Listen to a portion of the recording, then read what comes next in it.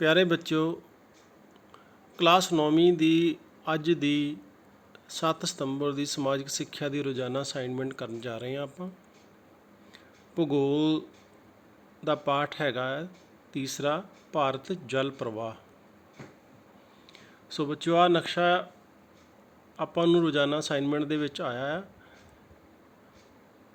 ਵਿੱਚ ਦਰਿਆਵਾਂ ਦੇ ਵਹਿਣ ਦੇ ਬਾਰੇ ਦੱਸਿਆ, ਕਿਸ ਤਰ੍ਹਾਂ ਕਿਹੜਾ ਦਰਿਆ ਕਿੱਧਰ ਨੂੰ ਜਾ ਰਿਹਾ ਹੈ। ਲਾਲ ਲਾਲ ਲਾਈਨਾਂ ਲੱਗੀਆਂ ਹੋਈਆਂ, ਨੀਲੀਆਂ ਲੱਗੀਆਂ ਹੋਈਆਂ, ਇਹ ਸਾਰਾ ਜਲ ਪ੍ਰਵਾਹ ਆ ਭਾਰਤ ਦੇ ਵਿੱਚ। ਜਿਹੜੇ ਦਰਿਆ, ਜਿਹੜੀਆਂ ਨਦੀਆਂ ਮਿਲਦੀਆਂ ਆ, ਉਹਨਾਂ ਦਾ ਕਿਸ ਤਰ੍ਹਾਂ ਉਹ ਬੰਗਾਲ ਦੀ ਖਾੜੀ, ਹਿੰਦ ਮਹਾਸਾਗਰ ਜਾਂ ਅਰਬ ਸਾਗਰ ਦੇ ਵਿੱਚ ਜਾ ਕੇ ਡਿੱਗਦੀਆਂ। ਜਲ ਨਿਕਾਸ ਸਰੂਪ: ਧਰਤੀ ਦੇ ਕਿਸੇ ਵੀ ਹਿੱਸੇ ਉੱਤੇ ਵਹਿੰਦਾ ਪਾਣੀ ਕਈ ਵੱਖੋ ਵੱਖਰੇ ਸਰੂਪ ਬਣਾਉਂਦਾ ਹੈ, ਜੋ ਜਲ ਨਿਕਾਸ ਸਰੂਪ ਕਹਿਲਾਉਂਦੇ ਹਨ। ਅਸਲ ਵਿੱਚ ਹਰ ਨਦੀ ਜਾਂ ਦਰਿਆ ਵੱਖੋ ਵੱਖ ਇਲਾਕਿਆਂ ਵਿੱਚੋਂ ਵਗਦਾ ਹੋਇਆ ਅਪਰਵਾਹ ਦੇ ਕਈ ਨਮੂਨੇ ਬਣਾਉਂਦਾ ਹੈ। ਇਹਨਾਂ ਨਮੂਨਿਆਂ ਵਿੱਚੋਂ ਕੁਝ ਇਸ ਪ੍ਰਕਾਰ ਹਨ। ਪਹਿਲਾ, ਡੰਡੀਦਾਰ ਅਪਰਵਾਹ ਗੰਗਾ ਬ੍ਰਹਮਪੁੱਤਰ ਨਦੀਆਂ ਦਾ ਸਰੂਪ। ਇਹ ਜੋ ਵਿੱਚੋਂ ਦੱਸਿਆ ਜਾ ਰਿਹਾ ਤੁਹਾਨੂੰ, ਇਹ ਪ੍ਰਵਾਹ ਮਤਲਬ ਵਗਣਾ, ਦਰਿਆਵਾਂ ਦਾ ਵਗਣਾ। ਹੁਣ ਦਰਿਆ ਜਿਹੜੇ ਕਦੀ ਵੀ ਸਿੱਧੇ ਨਹੀਂ ਵਗਦੇ, ਜਿਵੇਂ ਸੜਕ ਸਿੱਧੀ ਹੁੰਦੀ ਜਾਂ ਰੇਲਵੇ ਲਾਈਨ ਸਿੱਧੀ ਹੁੰਦੀ, ਇੱਦਾਂ ਨਹੀਂ ਚੱਲਦੀ। ਉਹ ਪਾਣੀ ਜਿਹੜਾ ਆਪਣੇ ਆਪ ਧਰਤੀ ਜਾਂ ਆਪਣੇ ਵਗਣ ਦੇ ਰਸਤੇ ਨੂੰ ਬਦਲਦਾ ਰਹਿੰਦਾ ਹੈ। ਤਾਂ ਜਦੋਂ ਵੀ ਆਪਾਂ ਨਕਸ਼ੇ 'ਚ ਦੇਖਾਂਗੇ ਤਾਂ ਦਰਿਆ ਕੋਈ ਕਿਸੇ ਪਾਸੇ ਨੂੰ ਜਾ ਰਿਹਾ, ਕੋਈ ਕਿਸੇ ਪਾਸੇ ਨੂੰ ਜਾ ਰਿਹਾ ਹੈ। ਡੰਡੀਦਾਰ ਅਪਰਵਾਹ ਗੰਗਾ ਬ੍ਰਹਮਪੁੱਤਰ ਨਦੀਆਂ ਦਾ ਸਰੂਪ, ਯਾਨੀ ਗੰਗਾ ਬ੍ਰਹਮਪੁੱਤਰ ਦੀ ਜਿਹੜੀ ਨਦੀਆਂ, ਉਹਨਾਂ ਦਾ ਸਰੂਪ ਹੈ ਡੰਡੀਦਾਰ ਹੈ। ਡੰਡੀ ਸਮਝਦੇ ਨਾ, ਜਿਵੇਂ ਆਪਾਂ ਖੇਤਾਂ ਨੂੰ ਜਾਂਦੇ ਹਾਂ, ਦੇ ਵਿੱਚ ਡੰਡੀ ਬਣੀ ਹੁੰਦੀ ਹੈ, ਉਹ ਕਦੀ ਵੀ ਸਿੱਧੀ ਨਹੀਂ ਹੁੰਦੀ। ਸਮਾਂਤਰ ਅਪਰਵਾਹ ਪੱਛਮੀ ਘਾਟ ਦੀਆਂ ਨਦੀਆਂ ਦਾ ਸਰੂਪ। ਜਾਲੀਨੁਮਾ ਅਪਰਵਾਹ ਛੋਟਾ ਨਾਗਪੁਰ ਪਠਾਰ ਦੀਆਂ ਨਦੀਆਂ ਦਾ ਸਰੂਪ। ਚੱਕਰੀ ਅਪਰਵਾਹ ਨਰਮਦਾ ਸੋਨ ਮਹਾਨਦੀ ਅਮਰਕੰਟਕ ਤੋਂ ਨਿਕਲਣ ਵਾਲੀਆਂ ਨਦੀਆਂ ਦਾ ਸਰੂਪ। ਇਹ ਜਿਸ ਤਰ੍ਹਾਂ ਦੀਆਂ ਉਹਨਾਂ ਦੇ ਵਗਣ ਦਾ ਜਿਹੜਾ ਇਲਾਕਾ ਹੈਗਾ, ਉਸ ਹਿਸਾਬ ਨਾਲ ਉਹਨਾਂ ਨੂੰ ਨਾਂ ਦਿੱਤੇ ਗਏ ਆ। ਭਾਰਤ ਦੇ ਨਦੀ ਤੰਤਰ ਨੂੰ ਅਸੀਂ 4 ਭਾਗਾਂ 'ਚ ਵੰਡ ਸਕਦੇ ਹਾਂ।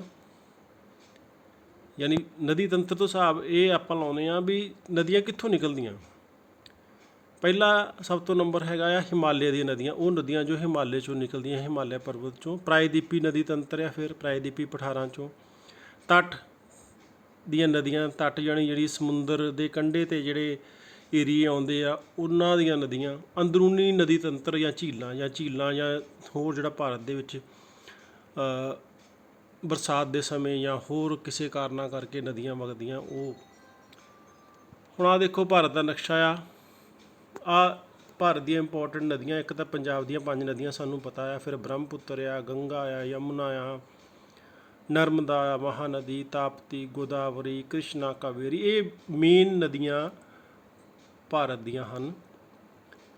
ਅਤੇ ਬਹੁਤ ਸਾਰੀਆਂ ਨਦੀਆਂ ਇਹਨਾਂ ਦੇ ਵਿੱਚ ਰਲਦੀਆਂ ਆ, ਛੋਟੀ ਛੋਟੀਆਂ ਨਦੀਆਂ ਹਰ ਇਲਾਕੇ ਦੇ ਵਿੱਚ। ਜੇਕਰ ਅਸੀਂ ਪਾਠ ਨੂੰ ਧਿਆਨ ਨਾਲ ਪੜ੍ਹਾਂਗੇ ਤਾਂ ਸਾਨੂੰ ਉਸ ਦਾ ਪਤਾ ਲੱਗ ਜਾਏਗਾ। ਹੁਣ ਇਹਨਾਂ ਨਾਲ ਸੰਬੰਧਿਤ ਪ੍ਰਸ਼ਨ ਆ, ਬਹੁ ਵਿਕਲਪੀ ਪ੍ਰਸ਼ਨ। ਕਿਹੜੀਆਂ ਨਦੀਆਂ ਦਾ ਅਪਰਵਾਹ ਜਾਲੀਨੁਮਾ ਹੈ? ਤਾਂ ਕਿਹੜੀਆਂ ਉਹ?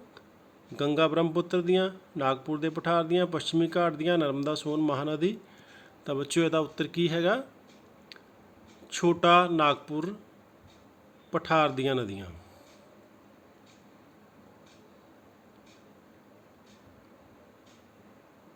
ਹਰਵਿੰਦਰ ਜੂਨ ਦੀਆਂ ਛੁੱਟੀਆਂ ਵਿੱਚ ਇੱਕ ਦਰਿਆ ਨੂੰ ਉਸਦੇ ਸ਼ੁਰੂ ਹੋਣ ਦੇ ਸਥਾਨ ਤੋਂ ਅੰਤ ਤੱਕ ਦੇਖ ਕੇ ਆਇਆ ਹੈ।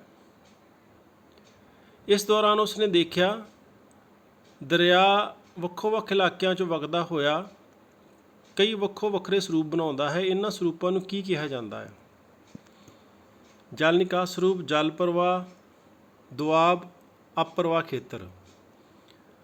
ਤਾਂ ਬੱਚਿਓ, ਆਨਸਰ ਹੈਗਾ ਸਾਡਾ ਐੜਾ, ਜਲ ਨਿਕਾਸ ਸਰੂਪ। ਤੀਸਰਾ ਪ੍ਰਸ਼ਨ ਹੈ, ਭਾਰਤ ਦੇ ਨਦੀ ਤੰਤਰ ਨੂੰ ਅਸੀਂ ਕਿੰਨੇ ਭਾਗਾਂ 'ਚ ਵੰਡ ਸਕਦੇ ਹਾਂ? ਤਾਂ ਆਪਾਂ ਪੜ੍ਹ ਚੁੱਕੇ ਹਾਂ, 4 ਭਾਗਾਂ 'ਚ ਵੰਡ ਸਕਦੇ ਹਾਂ। ਹਿਮਾਲਿਆ ਵਾਲੀ ਨਦੀਆਂ, ਪ੍ਰਾਇਦੀਪੀ ਪਠਾਰ ਵਾਲੀਆਂ, ਤੱਟ ਦੀਆਂ ਨਦੀਆਂ ਅਤੇ ਅੰਦਰੂਨੀ ਨਦੀ ਤੰਤਰ ਜਿਹੜਾ। ਡੰਡੀਦਾਰ ਅਪਰਵਾਹ ਕਿਹੜੀ ਨਦੀਆਂ ਵਿੱਚ ਵੇਖਣ ਨੂੰ ਮਿਲਦਾ? ਇਹ ਸਾਨੂੰ ਮਿਲਦਾ ਗੰਗਾ ਬ੍ਰਹਮਪੁੱਤਰ। ਗੰਗਾ ਪੁੱਤਰ ਲਿਖਿਆ ਹੋਇਆ, ਗੰਗਾ ਬ੍ਰਹਮਪੁੱਤਰ ਨਦੀਆਂ ਆ ਬੱਚਿਓ। ਇਹ ਤੁਸੀਂ ਧਿਆਨ ਦੇਣਾ, ਇਹਨੂੰ ਨੋਟ ਕਰ ਲੈਣਾ। ਸੋ ਇਹ ਸੀ ਸਾਡੀ ਅੱਜ ਦੀ 9ਵੀਂ ਕਲਾਸ ਦੀ ਡੇਲੀ ਡੋਜ਼ ਭਾਰਤ ਦੇ ਨਦੀ ਤੰਤਰ ਬਾਰੇ, ਵੀ ਨਦੀਆਂ ਦਾ ਜਲ ਨਿਕਾਸ ਕਿਵੇਂ ਹੁੰਦਾ ਆ, ਕਿਹੜੇ ਰਸਤੋਂ ਤੋਂ ਹੋ ਕੇ ਉਹ ਕਿਵੇਂ ਕਿੱਥੇ ਜਾ ਕੇ ਉਹ ਸਮਾਪਤ ਹੁੰਦੀਆਂ ਆ। ਧੰਨਵਾਦ।